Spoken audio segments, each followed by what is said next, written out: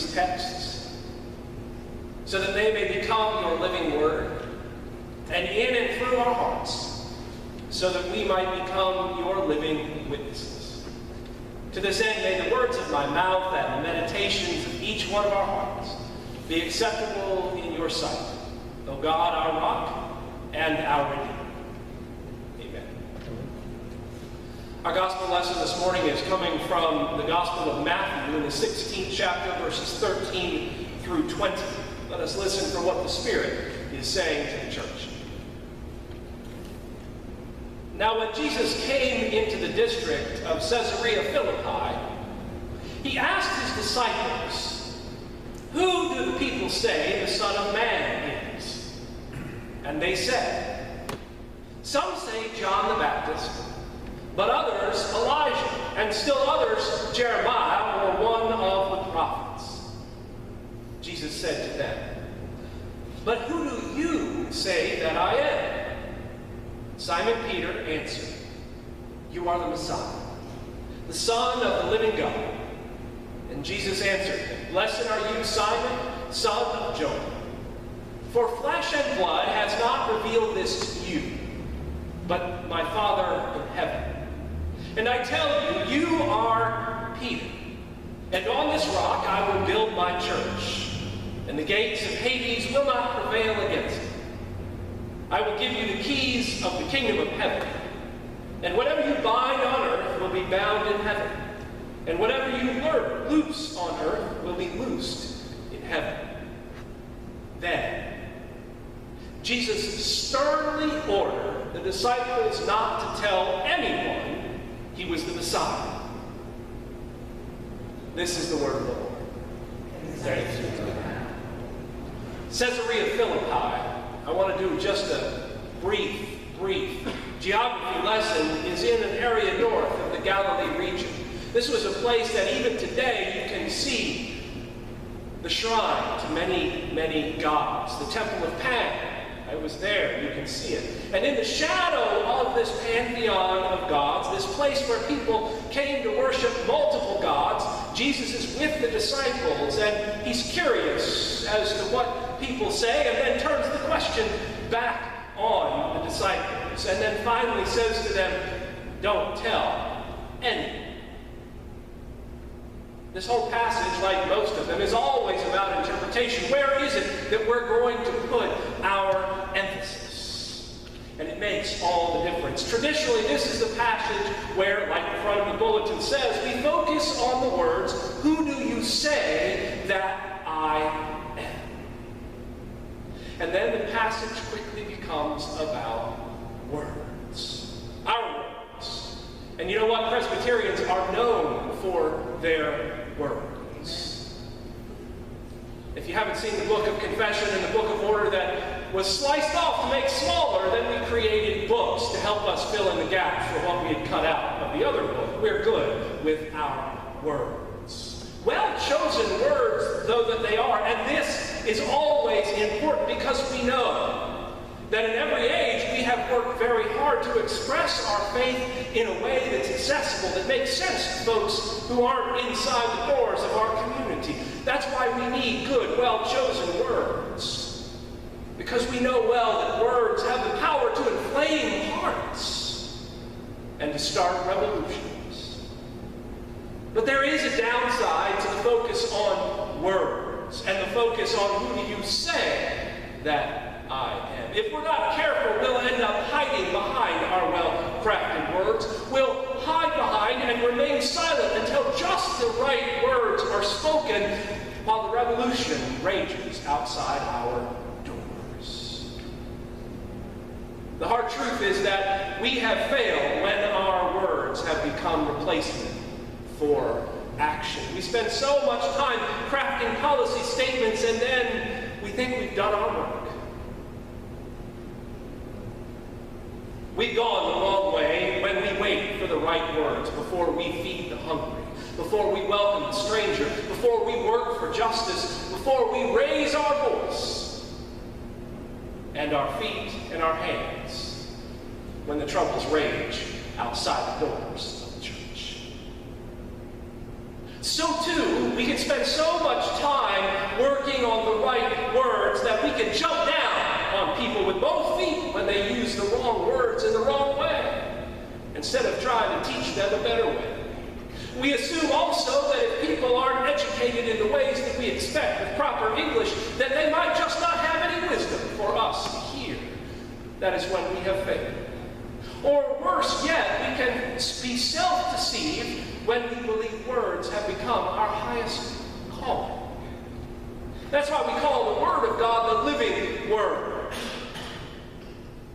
But the problem is that we probably need instead, when that sort of thing happens, when we become enamored by our words, or when we become paralyzed and hoping that the next policy statement will help us figure out everything that's going on, that what we really need to do is listen to the last words that Jesus said to the disciples, which were, "Shut up."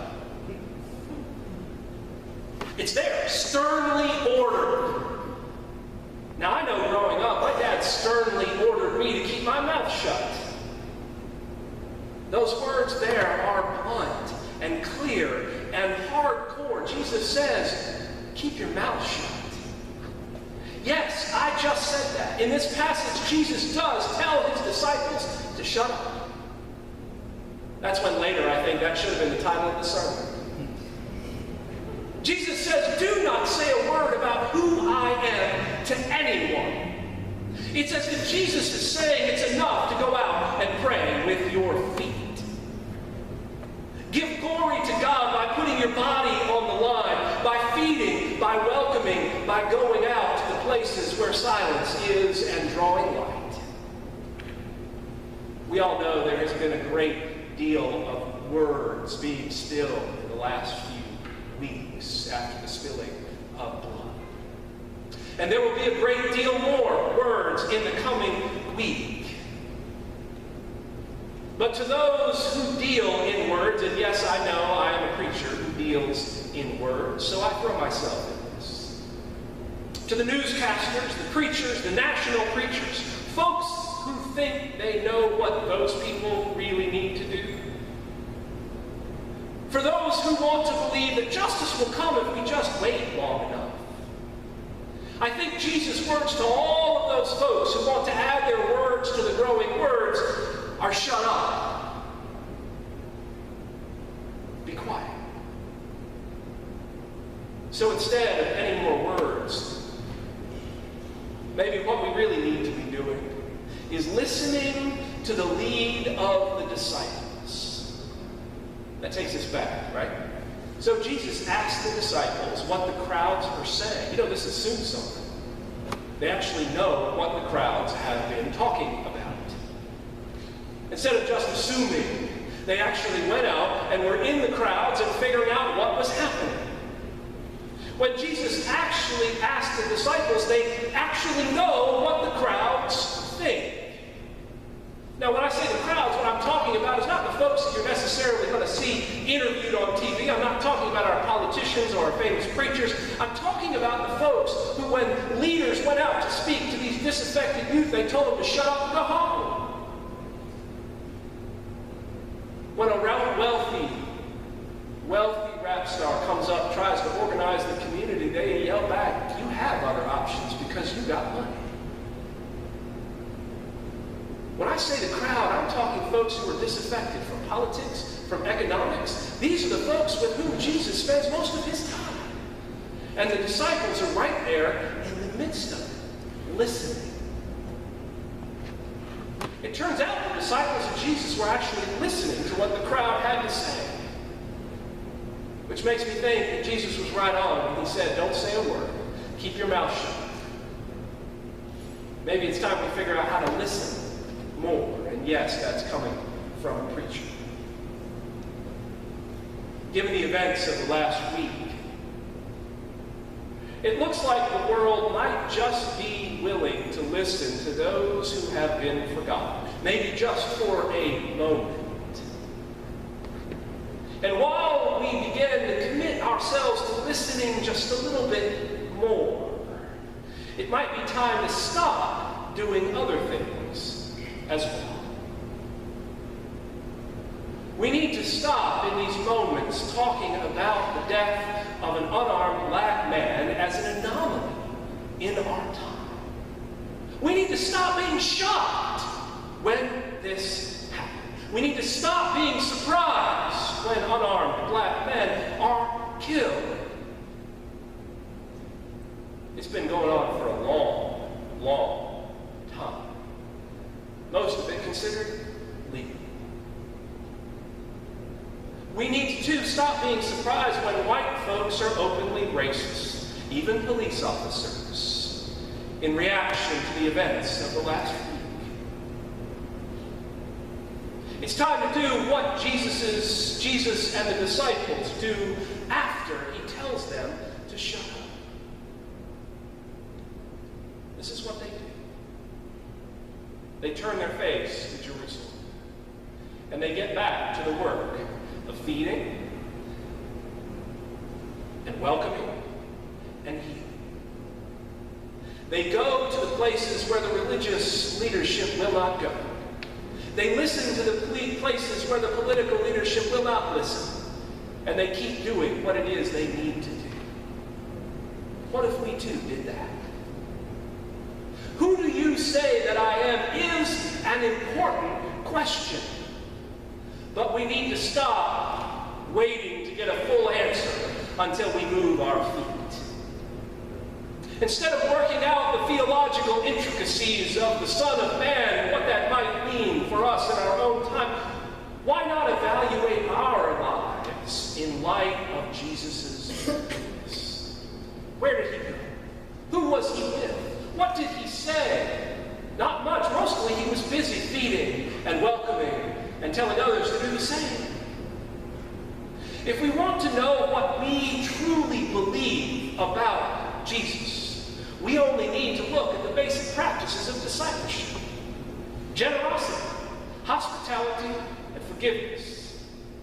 These three tools, these three practices will tell us more than anything else we could say and how many trees we could kill in the process. Show me your practices of discipleship, and then we'll know what it is we believe. And by cultivating these practices in our lives, we will find ourselves learning more than we ever thought possible. It's time to let go of our need for the right words about Jesus, because we will never get them right. It's time to let go of our fights with our brothers and sisters who don't see issues of justice like we do. If they don't want to join arm in arm, move on. If we wait, if we wait, and if we wait,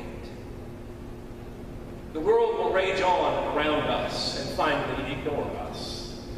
And we will not be the witnesses that Jesus is calling us to be. It is important to use our voice. It is important to use even more so our bodies, putting our lives on the line for others. This week there was a call, I suppose it was a week ago, late in the week. There was a call by a group that is a fairly progressive group, bemoaning the fact that there weren't enough statements from major denominations about what had happened. And I thought to myself, and subsequently responded, yes, what people on the ground, on the front line really need and want is more well thought out statements from denominations, said no one ever.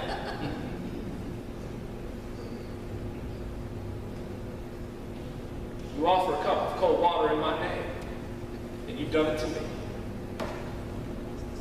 Because the truth of the matter is, the more we find ourselves in the places that time and the economy and politics have forgot, the more angry we're going to find ourselves.